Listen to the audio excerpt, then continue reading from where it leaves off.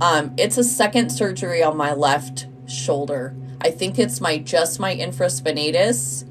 It could also be my deltoid. You know, when I checked it a couple of months, like a month and a half ago, hey Nadia, with Meg and her help with her pendulum, it said like my whole shoulder was messed up. But I've been doing a lot of healing with Tyel, and I swear to God, my shoulder's like healed. Yeah, absolutely, you're correct. So, yeah, basically, I got injured at work. I was working at an assisted living facility. You're freezing, but hi, okay. And I did a lift, and it basically ripped me on both sides. Really bad. I know, I love him too. I just had an hour and a half session with him, and it was amazing. I paid for a half a session. That's all I could afford was $55.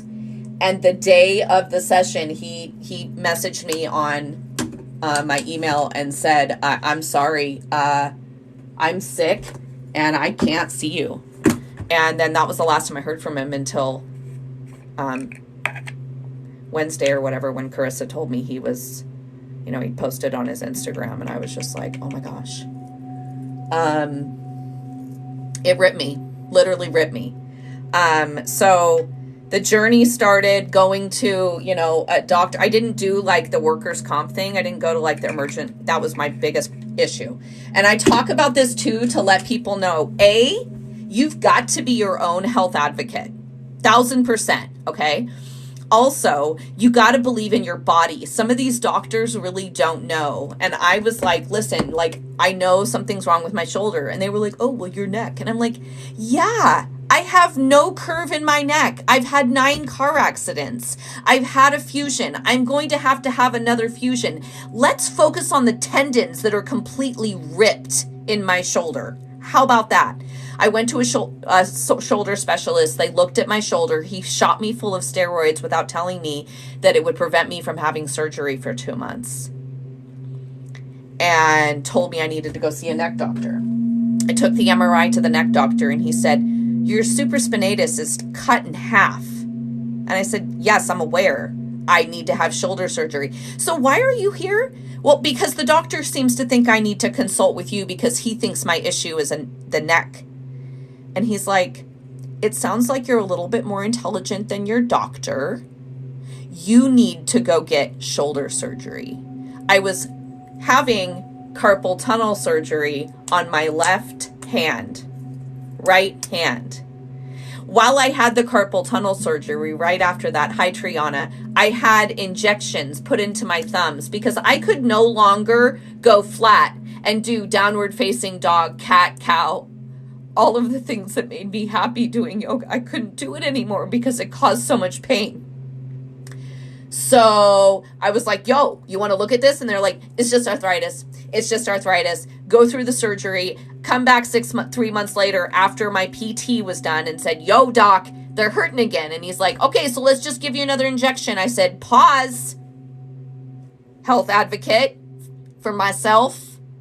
How about you take a look at what's wrong? What do you think? Oh, yeah. So there's no cartilage around this tiny little bone in your thumb.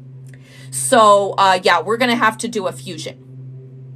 You won't be able to like open jars or close your hand or anything like that. It'll be frozen like this. Cool. Okay, so what's up with the surgery on the shoulder? Yeah, so we're going to have to do that right away.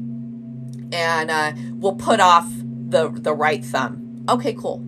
So I have the surgery, and then in the midst of all of that, I divorced my husband and leave the home. Well, I didn't divorce him for like a year, but I left the home, still in my sling. Got out, had the surgery, and pretty sure right before that surgery, I adopted my dog, but it maybe was a year later. had the hand surgery because why not, right? My right arm is in a sling and my right thumb needs to be worked on. Why not just do it 2 months after that surgery? So exactly 2 months after my shoulder surgery, I had my right thumb done. When I woke up, he said, oh, by the way, I did something special. I decided to give you what's known as a tendon interposition arthroplasty. And I'm like, cool, what's that? And he said, basically, I took a piece of your tendon. You can't even barely see it, but there's a scar right there. I took a piece of your tendon here, balled it up where the bone was, removed the bone, and then just replaced it where that hole was. Full motion, open jars, all my hand strength is back, no pain. Great, I can get back to yoga in 2 years. Okay, cool. So then they're like, yeah, so about that neck, let's go ahead and take a look at it. Oh God, your C7T1 looks horrible. You're probably going to have a fusion on that. Oh my gosh. And BT dubs, 9 years ago, I had a fusion C5 through C7. While doing this in a yoga class, I felt a snap. I dropped my brow was so furrowed, and my yoga teacher came up and did this. And she's like, leave now. Found out that my disc collapsed between my 5th and 6th vertebrae, thereby collapsing my into my nerve. I lost all fine motor control for a year. So had that fusion, jump forward to 7 years later, all of this shoulder stuff's going on, and they're like, but your neck. So C7T1, oh, it's bad. Go do the MRI. Oh, by the way, your C2, your C3, C4, C5 really need to be worked on. And that's above the fusion. That's, we expected this, blah, blah, blah, blah, blah. And I'm like, okay, cool. I'm like, what about the C7T1? Oh, don't worry about it. It's fusing on its own. It's cool. So I go in to have the neck surgery. Oh, don't forget, this hand was also fucked up. So how about this, doc? Instead of giving me 2 surgeries, you want to do the carpal tunnel and the thumb at the same time? Sure, great. We got that scheduled. Oh, by the way, you have to have emergency neck surgery. So we're going to go ahead and push that off. And guess what? Since I'm already convalescing, can we make it 2 months after my neck surgery? So December, I think, and February, neck surgery, left carpal tunnel, and left thumb. All the while, after waking up from that neck surgery, the excruciating pain that felt like a stabbing knife in my neck to the point where I couldn't sleep on my back. But if I rolled over on my side, I hurt either one of my shoulders. And as that continued to keep happening, the shoulder kept getting worse and worse. And I said to my doctor, my osteopath, hey, do you think that the shoulder could be causing this neck pain? Absolutely, he said. I said, fine. I paid cash for an MRI and I took it to my surgeon, and he goes, well, it's your supraspinatus. I'd already known this because I went to my doctor. It was a substitute doctor, but she basically looked at me and was like, it's your supraspinatus. Just a heads up, supraspinatus is this top back muscle, the further back. This is your infraspinatus. So supraspinatus is here. Your labrum is the muscle that goes all around the socket that your shoulder goes into. The labrum was so torn on this side, and the supraspinatus was literally cut in half, that the bicep muscle and tendon that are connected right here could no longer hold on because the muscle was shredded. So it was moved to here. So then I go to the doctor. She's like, yep, it's your supraspinatus. I go to the MRI. Yep, it's absolutely the supraspinatus. It's severed in half. And when I open you up, I'll figure out what's going on with the labrum if it's the same. It was. So I had the exact same surgery on both shoulders. But wait, I wake up. Now, I'm telling you guys, I am not fucking exaggerating. Again, this is a scale. Everybody's different, right? But my pain was a 7 to an 8 every single day, no matter what I took, for 3 years. Since that injury at the assisted living facility in June of 2016. When I woke up last January from that shoulder surgery, I was a 1. And it wasn't because of the drugs or the nerve block or whatever they gave me.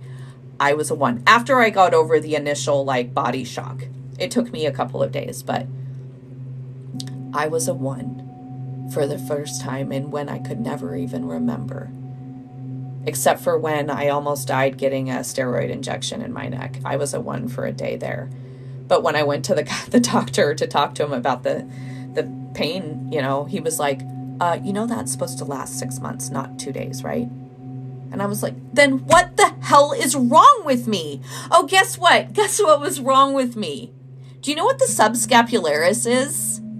It's the muscle tendon that goes all over the entire scapula. The whole freaking back. Yeah.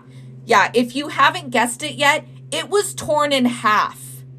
I had been walking around since June of 2016 with my subscap torn in half, causing all of this neck pain, had a neck surgery, had all these injections because they didn't look at the left shoulder.